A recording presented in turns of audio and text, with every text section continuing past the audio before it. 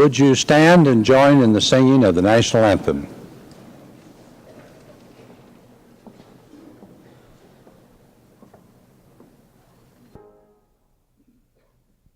Please be seated.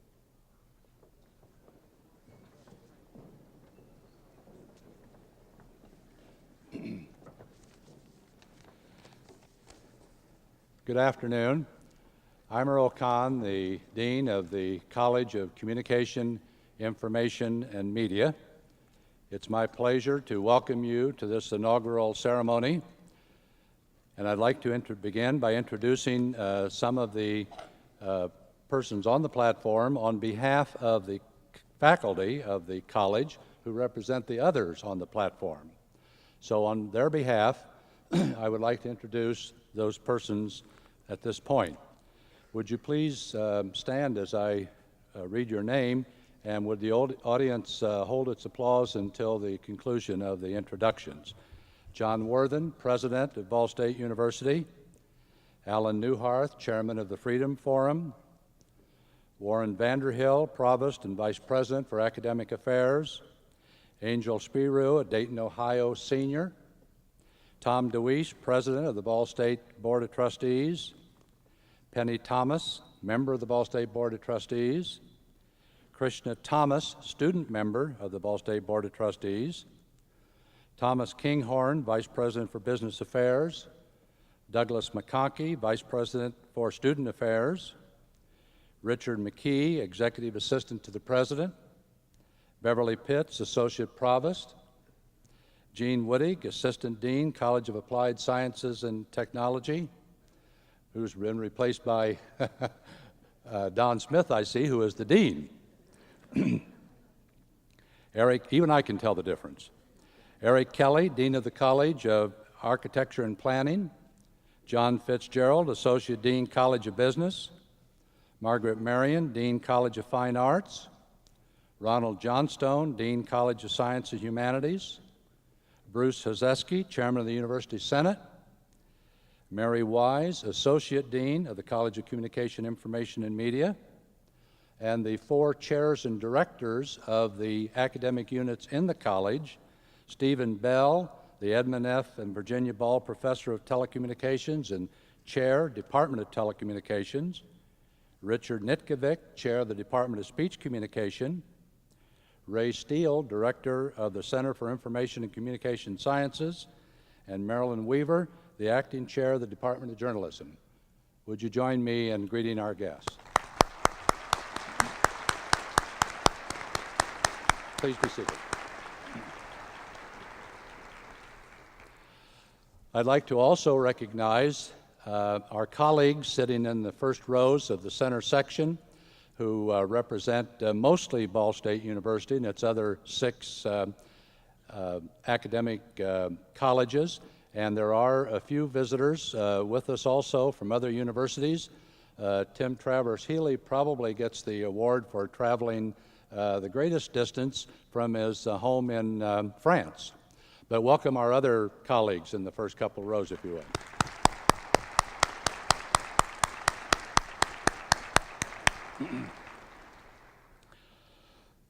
Several persons have heard me say, and so forgive me for repeating it for those who have heard it, but I consider this to be a defining moment in the life of Ball State University.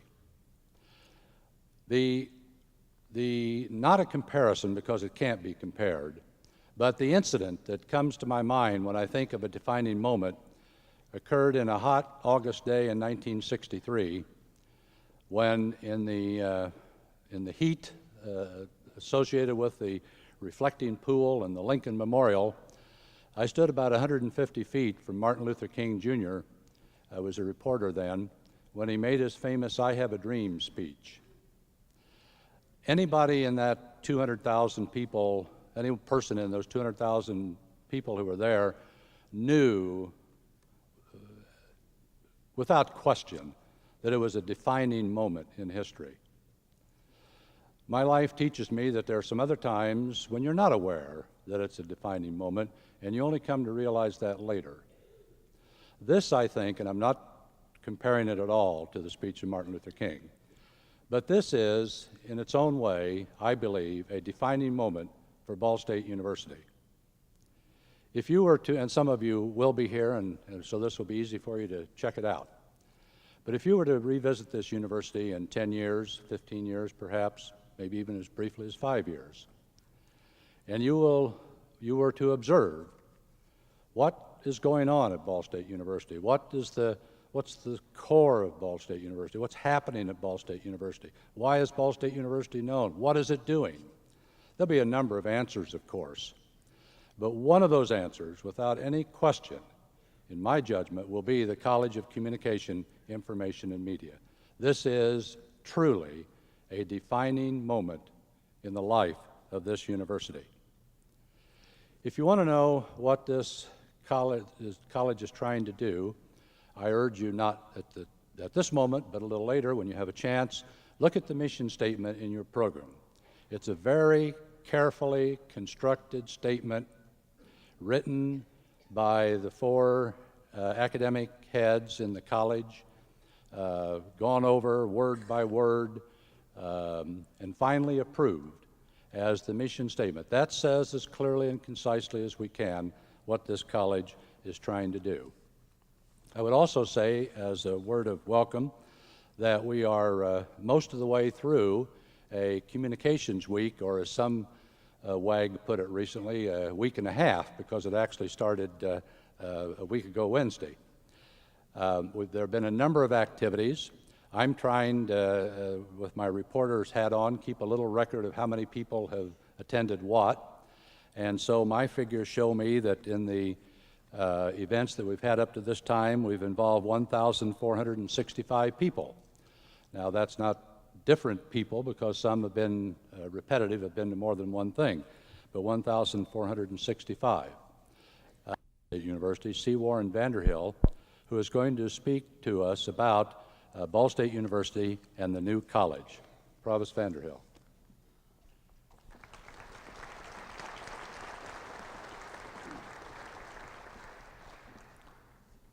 Thank you very, very much, Dean Kahn. It's certainly a great personal pleasure for me to be here today to participate in the inauguration of our 7th college.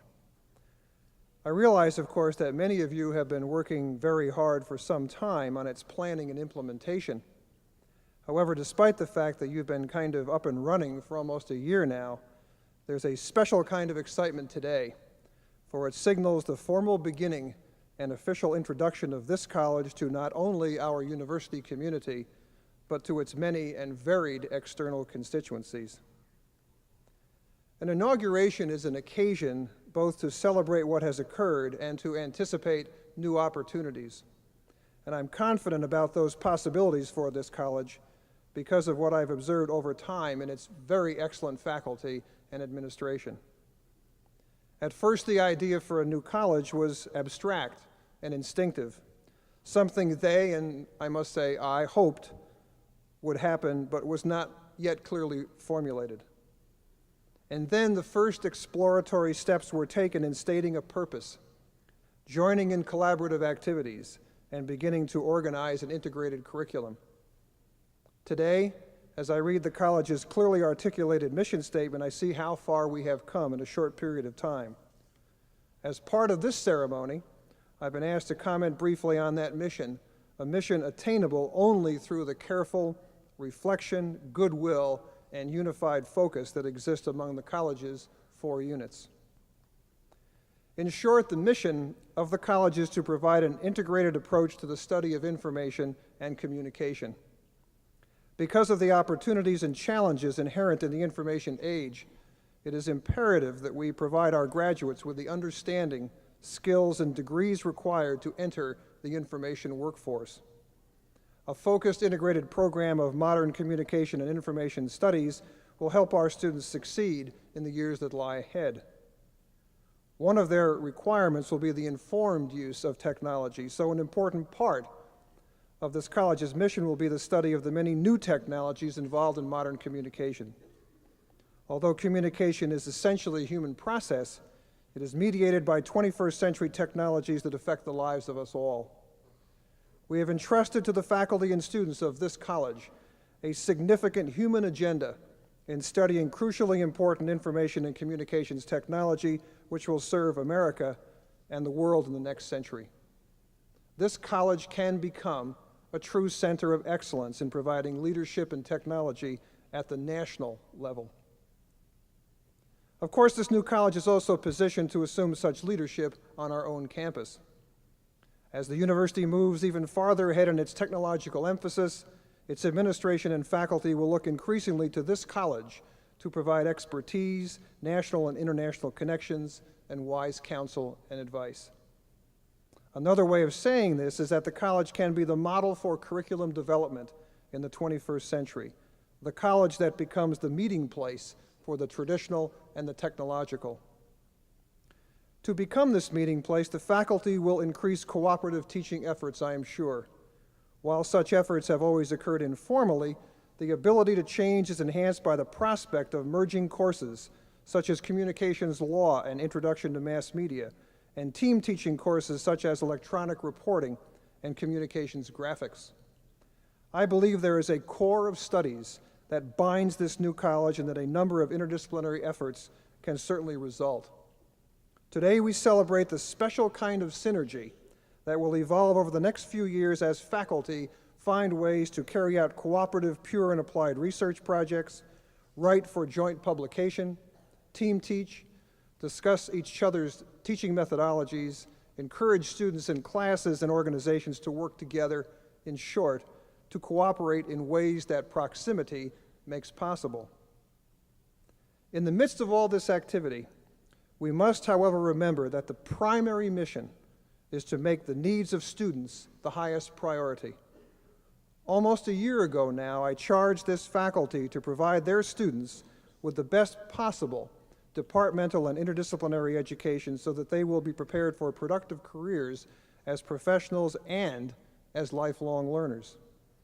This college's faculty can be the model for introducing students to a discipline, becoming their intellectual guides, mentors, and partners as they move through their majors, and then providing the advice and wisdom they need for their capstone experiences. Through organizing internships and bringing professionals to campus, they can make students aware of not only the ethical issues in their professions, but also the problems of the larger society. Further, the college has stated that its mission is to help graduates become more than just employees. That is, to become informed citizens, helping to shape policy in a changing world. As most of you know, the college was created out of a larger structure, the College of Sciences and Humanities, that until recently contained 24 varied and diverse departments. Although the units of the new college have been considered first-rate for some time, we can now expect that as part of a more specialized college, programs with a common focus will more easily establish a public identity. One expected outcome is the opportunity to obtain highly competitive external funding, as well as to take a leadership role in fundraising initiatives. Another outcome of public identity is the opportunity to build a larger and more varied number of partnerships with professional communities. Finally, this college has stated that it is committed to creating an environment open to new ideas and responsible participation by all of its members in the continuing process of improvement. So while today is certainly a splendid occasion for rejoicing, I predict that the College of Communication, Information, and Media will experience many more triumphs, both large and small, some noticed, some unheeded, as it makes its way in the years ahead. My hearty congratulations to everyone who has had a part in creating this collegiate unit, and my best wishes for continued success. Thank you.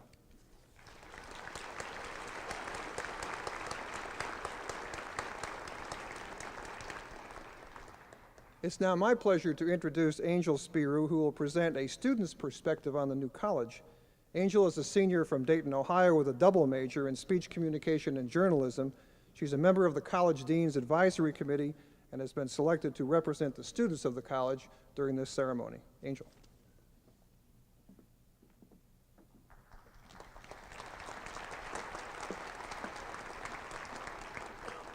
Thank you. Over the past 4 years, I've had an opportunity to attend a number of conferences across the country. Many students, professors, and professionals come up to me and said, "Oh, I've heard of Ball State. Didn't David Letterman go there?" But more recently, I've had increasingly more people come up to me and say specific things like, "I've heard about your journalism department. I've heard about your debate team. I've read an article by one of your professors." So I believe that one of the most exciting things about the new College of Communication, Information, and Media is that it will bring more attention to programs that are already outstanding. By combining journalism, telecommunications, speech communication, and information and communication science, it will give us the numbers and the recognition we need to compete with other strong communication programs nationwide. Throughout Communications Week this week, we've been talking a great deal about the future of communications. With the explosion of new communication media available to us, we as students need to not only understand new technology, but to also expand our general knowledge base. Integrating the 4 departments into one college will greatly increase our opportunity for awareness of other areas of communication and also help us make us more marketable. On behalf of the student body, I would like to say thank you to all of you who worked very hard to make our new college a reality. To the students who will be around to witness the changes of the new college, I urge you to take an opportunity to get involved with every activity possible. There are so many ways to get involved on campus, and with the new college, there will be so many more opportunities in the future. To all of the faculty, staff, and students of the new College of Communication, Information, and Media, congratulations on this historic event, and good luck in your future endeavors.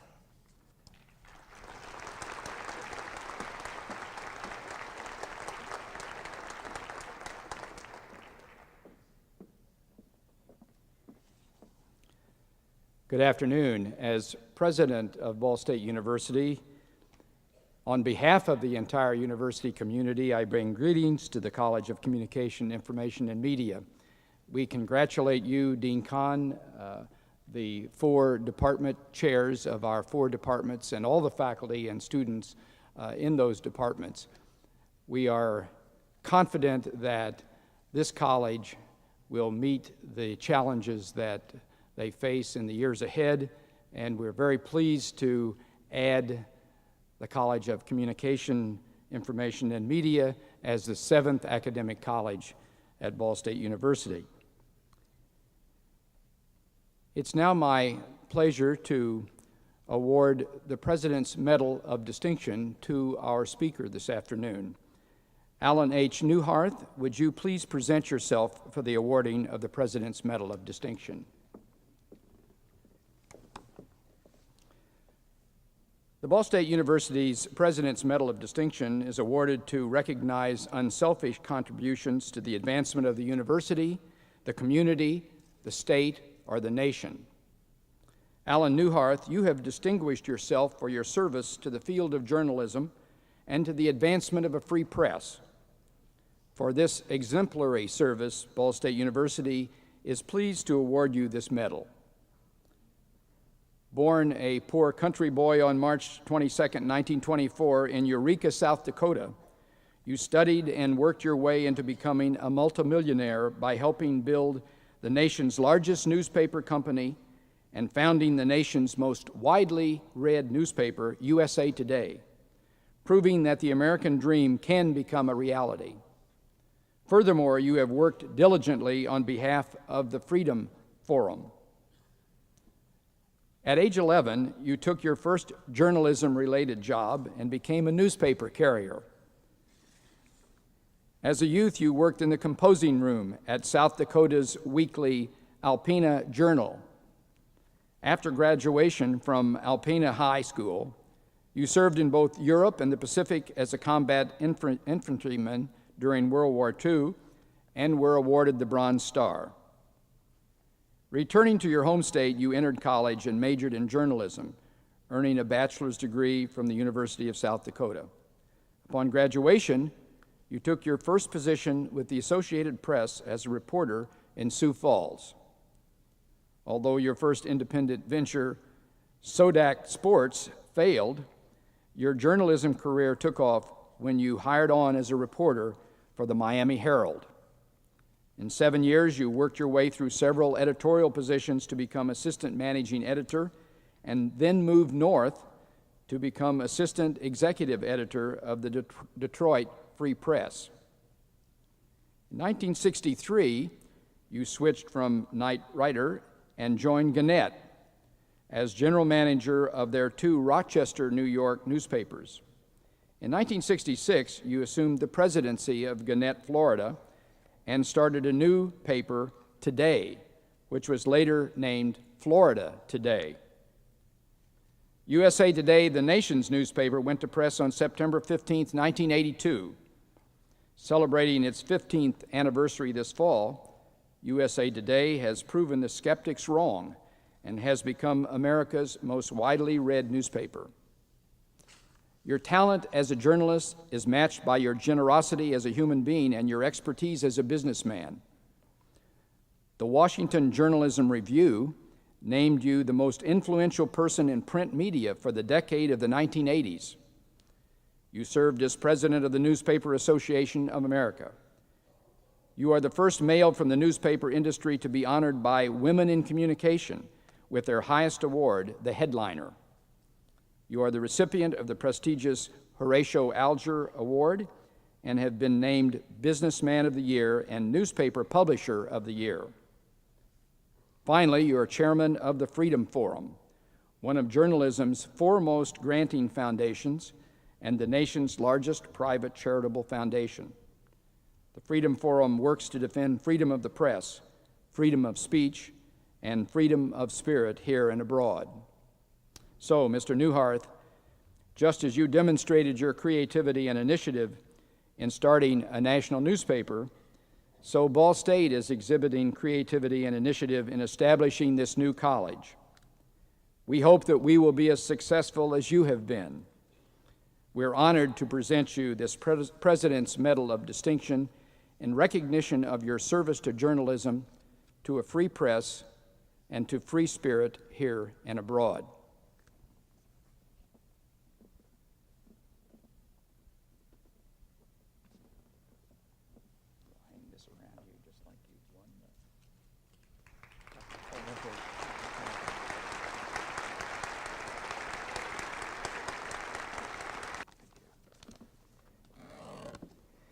Thank you, President Worthen. I appreciate that generous introduction. I thought it was a little bit short.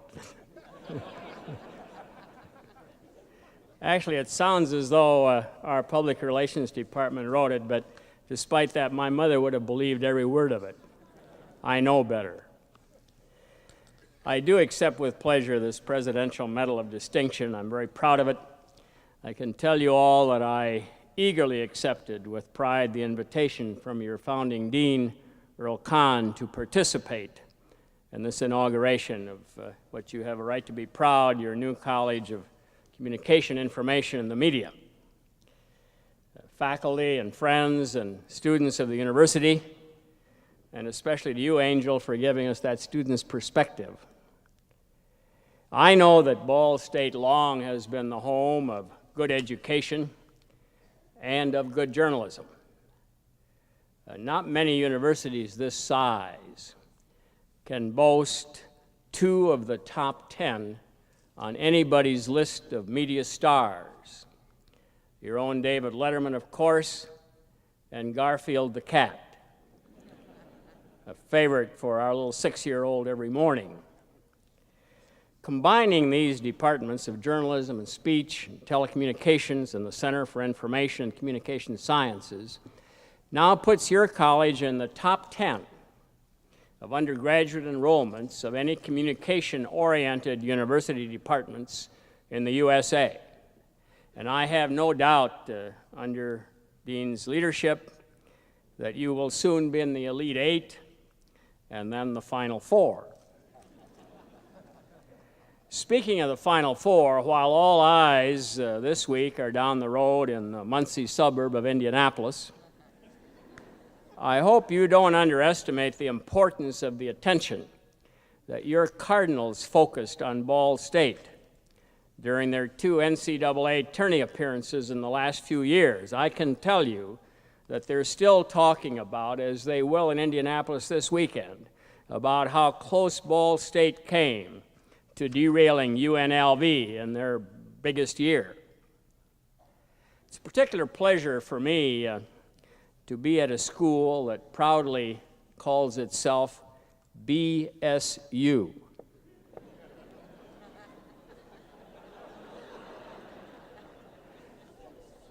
I wrote a best-selling autobiography a few years ago called Confessions of an SOB. And I hope that the local newspaper, if it reports on this, will indeed point out that an SOB came to speak at BSU. Perhaps I should tell you about that book, since it's a little part of journalism. You have every right to wonder how a self-confessed SOB like me would have the audacity to appear at an important occasion such as this. Ever since I wrote that bestseller a few years ago, wherever I go, people who know about it say, why would anyone confess to being an SOB? And I think what they're really saying is, why would anyone admit in public to being less than perfect? In that autobiography, I did confess that in more than a half-century of climbing the career ladder, I sometimes schemed and connived a little bit. I never did anything illegal, immoral, or unethical. But I tried to outfax my classmates in high school and in college, as I imagine some of you have done. Later in business, I tried to outfox the enemy or the competition. I tried to outcharm my friends.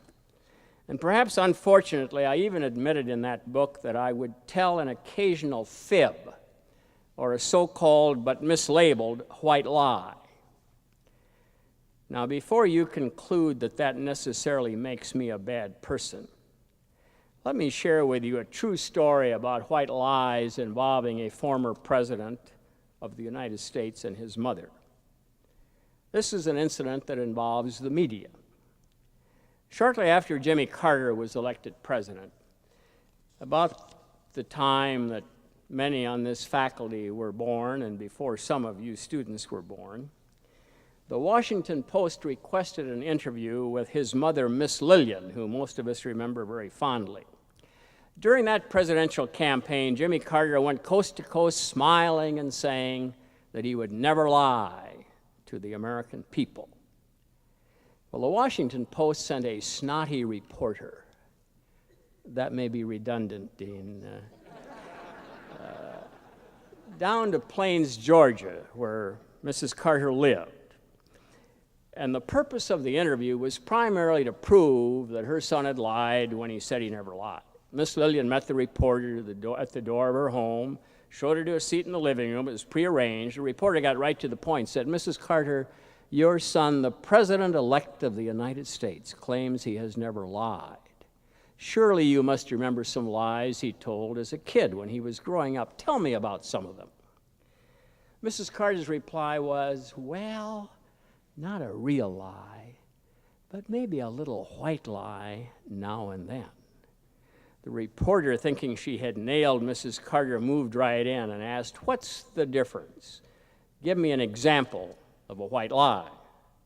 Mrs. Carter smiled, that disarming Southern smile of hers, and replied sweetly, well, like a minute ago when I met you at the door, and I told you how nice you looked and how glad I was to see you. Well, that's one way of handling the media that I hope you'll keep in mind in the future. I hope also you can agree that if it's okay for presidents or mothers of presidents to tell an occasional flattering fib and then to admit it, that you and I should have no problem with admissions or confessions or the truth, especially about our profession, and even if it makes us look less than perfect. So I'd like to suggest a few minutes this afternoon of truth-telling with each other, even if we have to admit that the world of journalism is less than perfect. Because while I will suggest that to you, I also admit that I think journalism still is more fun than anything else you can do in life, at least with your clothes on. As we approach the turn of the century and the next millennium, I have no doubt that communications in the broadest sense, and you are recognizing that with this new college, in the broadest sense will be the key that brings this globe together for either better or worse. Because our world has indeed become a huge global village, just as Canada's Marshall McLuhan predicted some 30 years ago. One global village linked electronically via the satellite, with now nearly 5.5 billion villagers sharing dramatically changing problems and hopes. And what a challenge, what an awesome opportunity and responsibility that is, especially for anyone in the news and information business. And in this era of instant and constant global communications, there are no more secrets anywhere in the world, from the highest mountain to the lowest valley, or the smallest village to the largest city. I predict that the news and information business will be the fastest growing business in the world in the next century, if we can adapt and change to meet the changing wants and needs of the public. Analyzing history or forecasting the future are fun. Neither are without their risks. Let me just remind you of a couple of predictions of the last century that totally missed their mark. In 1899, that popular magazine, Literary Digest, confidently predicted that the automobile would never come into as common use as the bicycle. And in 1956, just a year before Sputnik and just a couple of years before regular manned space flights, a leading astronomer in Great Britain, Richard van der Rijt Woolley, announced that the mere idea of human space travel was utter bilge. Well, note a characteristic of such forecasters. They were all too conservative. No imagination, no vision, no guts, no risk takers. Fortunately, they were wrong, because bold risk takers were willing to break out of their boredom.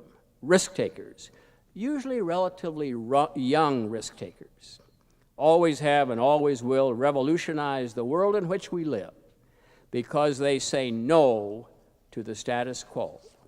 And as we approach the turn of the century, there is no longer any status quo anywhere in the world. You know that these past few years have seen more political changes worldwide, more military changes than at any time in our history. Well, the rest of this decade and the early next century will see more economic and more social changes around the globe than at any time before, and certainly more changes in the way in which we communicate with each other. Much has been said and heard and read about the so-called information superhighway. I think it's a little too early to tell just who will cruise successfully down that highway or who might get hit by a truck. But for you, in this College of Communications and Information and Media, these things are certain in the years ahead and in the next century. There still will be thousands of daily and weekly newspapers, and probably more of them. There still will be thousands of over-air radio stations, and probably more of them. There certainly will be over-the-air television stations and networks and affiliates, and more of them. And there will still be cable stations and direct satellite TV producers, and more of them. Media services. There will be gigantic growth in online and multimedia delivery of news and information and entertainment. And every computer user will be not just a consumer of news, but an editor and a publisher. Ball State's own homepage on the web is part of that network. And even you who are not part of this new college, but are web users, have a stake in the development of that new form of communications. I think the point is that the hunger for information, in the broadest sense and worldwide, will be satisfied by an ever more crowded information superhighway. But that means there will be many more jobs and opportunities for those traveling down that highway, not fewer. It also means that viewers and listeners and readers more and more will want their information when they want it, where they want it, and how they want it. And they're going to want it at home and away, at work and at play, night and day. And they will want a maximum of information in a minimum of time and hassle. And they, as editors themselves, will edit in or edit out what they want, when they want it, where they want it, and how they want it. Well, will that make your job as communicators more difficult? Of course it will. Does it make it potentially more rewarding? Absolutely.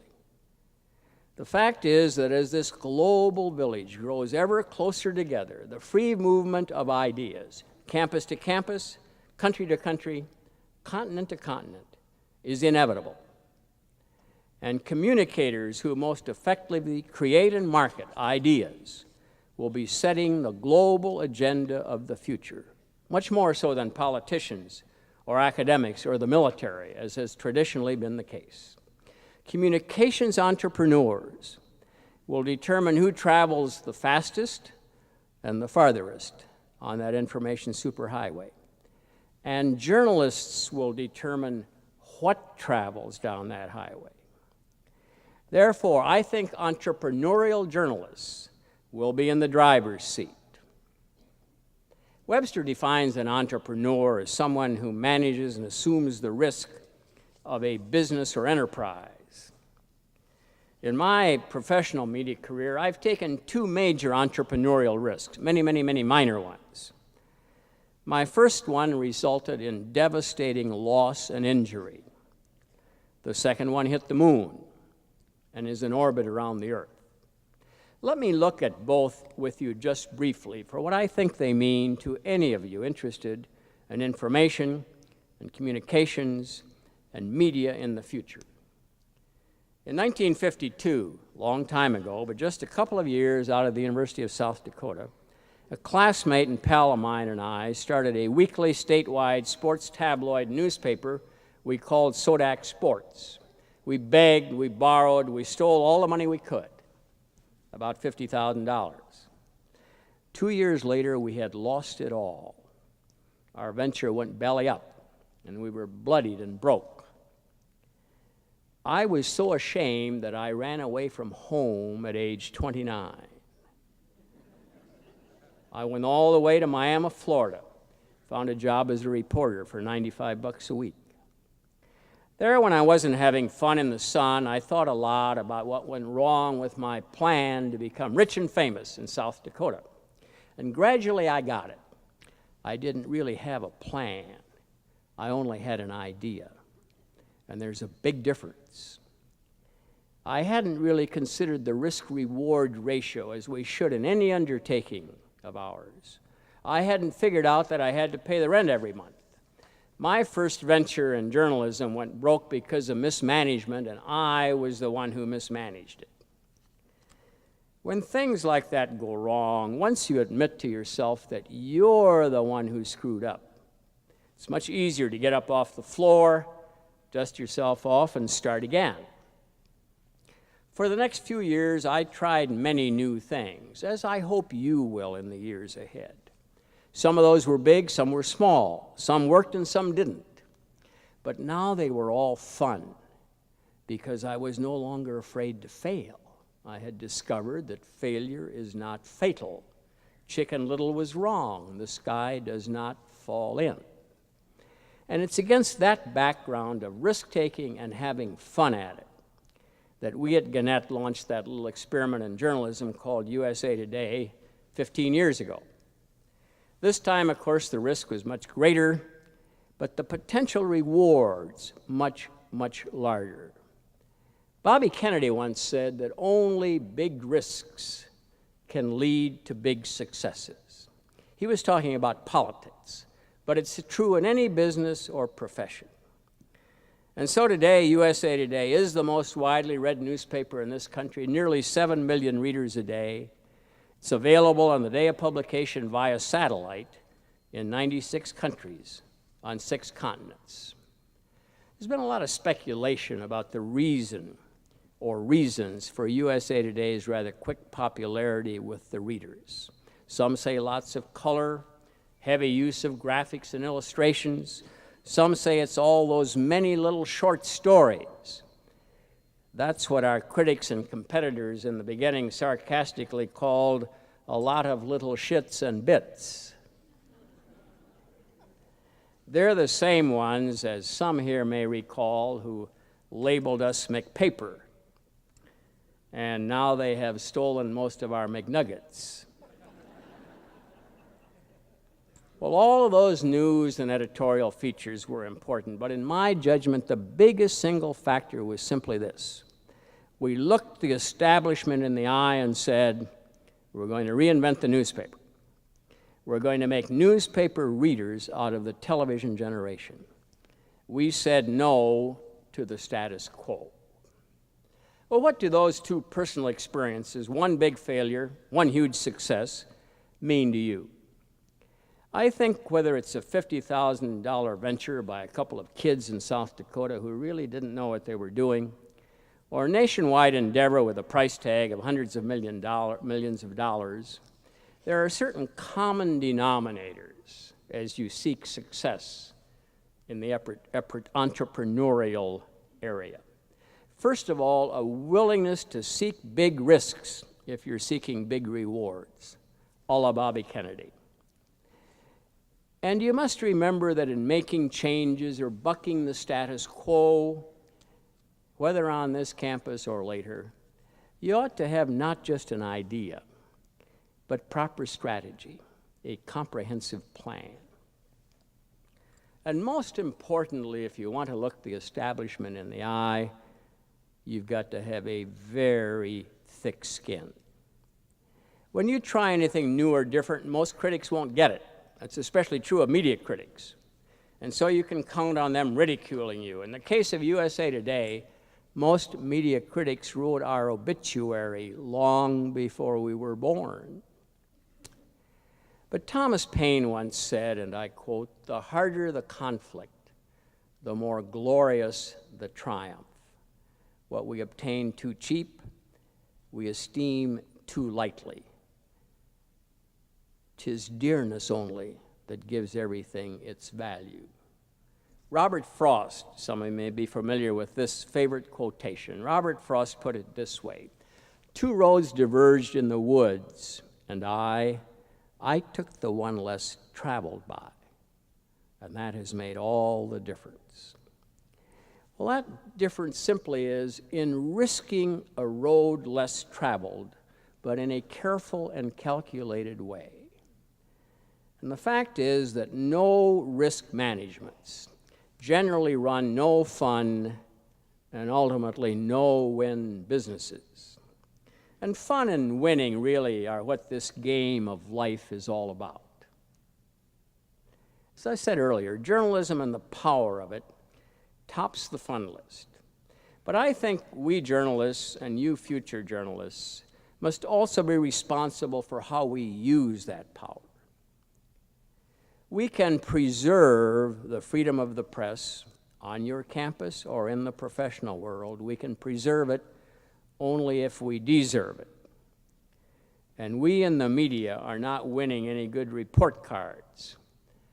A nationwide poll by Times Mirror of Los Angeles reports that twice as many people consider the USA media not believable now as was true 10 years ago. Our negative rating has gone from 16% to 32%. Some of you may have read recently, as the basketball season was getting to a climax, that college coaches were debating the merits of their players being exposed to the press in the locker room in the heat of victory or defeat. Several coaches were unenthusiastic about that, said that sports reporters tend to get things out of perspective. But one fellow, University of Maryland basketball coach Gary Williams, said he wanted his kids exposed to the press. He said, and I quote, "They're going to meet a lot of weirdos in the real world. Why not let them talk to reporters?" Well, we need to recognize that many agree with Coach Williams. Many also agree with Charles Kuralt, formerly of CBS TV, who says, and I quote, "The country I see on my television screens and on my newspaper front pages is not quite the country I see with my own eyes or hear with my ears or feel in my bones." And so the truth is that most of the public has a love-hate relationship with the media. It's been ever thus, and that's okay. But it's gotten worse. And our challenge, I think, as communicators, is to be hated a little less, loved a little bit if possible, but certainly to be respected. Perhaps the most effective way for us to disarm our critics is to make sure they understand what we are trying to do, why we make changes, where we're coming from, what our philosophy and our policy and our style is, and why we take certain approaches, because all of those elements certainly have impact on our readers or our viewers or our listeners.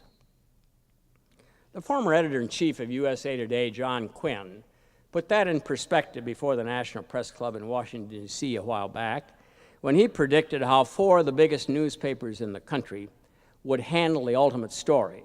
Some of you who have been journalists a while or worked around newsrooms know that the ultimate story, of course, would be the end of the world. And we play a little game when we're not busy at night in the newsroom of what kind of headline would you put on that ultimate story? Well, Quinn said he thought that even on that story, the major newspapers would reflect their own philosophies or their own prejudices without admitting it or perhaps even recognizing it. In the New York Times, he said the headline would read, "World Ends, Third World Countries Hardest Hit." See, there are some New York Times readers in the audience. In the Wall Street Journal, "World Ends, Dow Jones Industrial Average hits 0. In the Washington Post, "World Ends, White House ignored early warnings, unnamed sources say." In USA Today, "We're dead. State-by-state demise," page 6A, final sports results, page 6C. Well, I think the thing to remember is that the style, as well as the substance of our communicating, really does have some impact. Now, that does not mean that we shall all be uniform in our style or approach. Far from it, in fact. But whatever and however we communicators address our consumers, we ought to level with them. We ought not to pretend that we're something we are not. And we ought to communicate effectively about our mission and our changes. And yes, we really ought to listen to those consumers as well.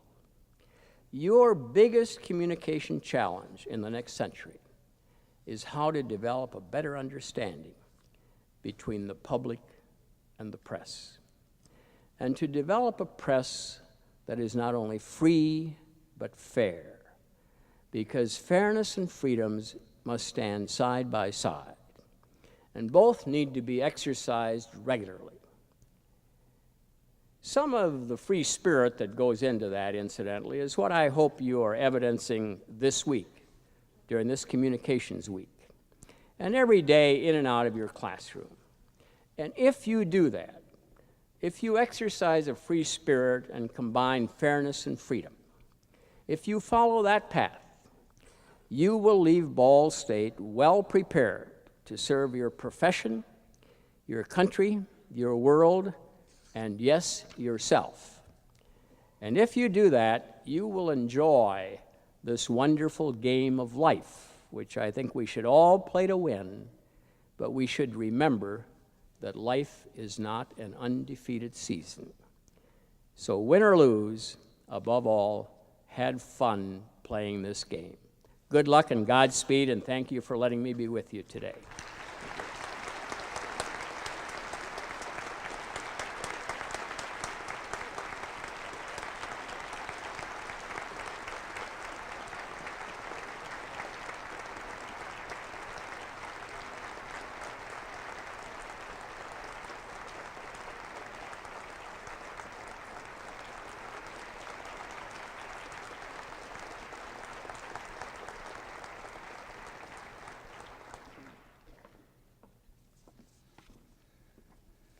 Well, I think, Al Neuharth, people showed you that they very much appreciated those comments.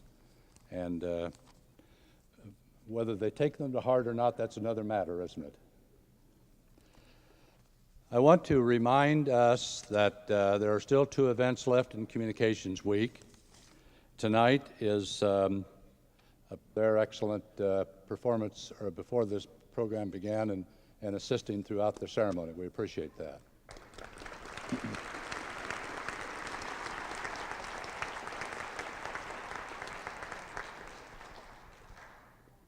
As you leave, this is a commemorative poster. This is a commemorative poster honoring this ceremony. You will find outside the doors as you leave copies of this rolled, so it'll be easy to transport, and we encourage all who would like to have one to take one. It's the college's gift to you to mark today.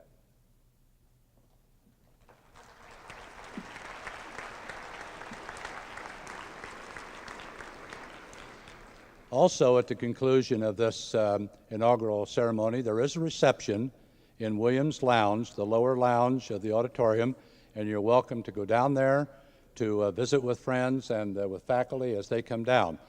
Now, one procedural comment. Normally in a situation like this, everyone recesses from the stage. That's not going to occur today because the faculty of the college are to remain for a inaugural photograph that will be taken. So President Worthen will lead the inaugural party, which is essentially the first row out of the auditorium, and our colleagues may exit to their right and out of the auditorium. We'll ask the remainder of the audience to please stay in your seats until the recessional party has passed you. I'm asked to conclude this ceremony. Well, it couldn't be better. A close friend who had a lot to do with many programs of this sort said that no public meeting should last more than 1 hour. It is precisely 1 hour since we started, and with great satisfaction, I conclude this inaugural ceremony at 3 p.m. Thank you very much.